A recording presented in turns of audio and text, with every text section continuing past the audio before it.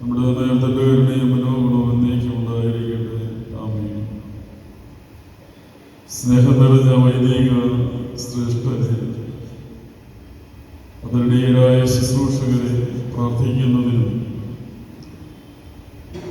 നേർച്ചയിൽ ഭാഗവാക്കാകുന്നതിനും ഒക്കെയായി പരിശുദ്ധ ദൈവാലയത്തിലായിരിക്കുന്ന പ്രിയ ദൈവജനമേ, അച്ഛൻ ഓർമ്മിപ്പിച്ചതുപോലെ അതിശ്രേഷ്ഠവും ബഹുമാന്യവുമായ വിശുദ്ധമായ ഒരു ശുശ്രൂഷയ്ക്ക് ഇപ്പോൾ നമ്മളെല്ലാവരും സാക്ഷികളാവുകയാണ്. കർത്താവിന്റെ തിരുശരീരങ്ങൾ വഹിക്കുന്ന പുരോഹിതന്മാരെ വിളിച്ചു വരുത്തി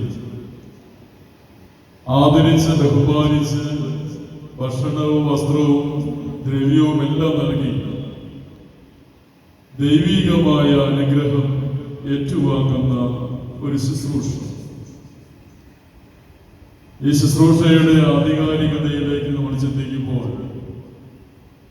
എന്താണ് നേർച്ച നടത്തുന്നതിന്റെ ഉദ്ദേശം, എന്തിനാണ് നേർച്ച നടത്തുന്നത്,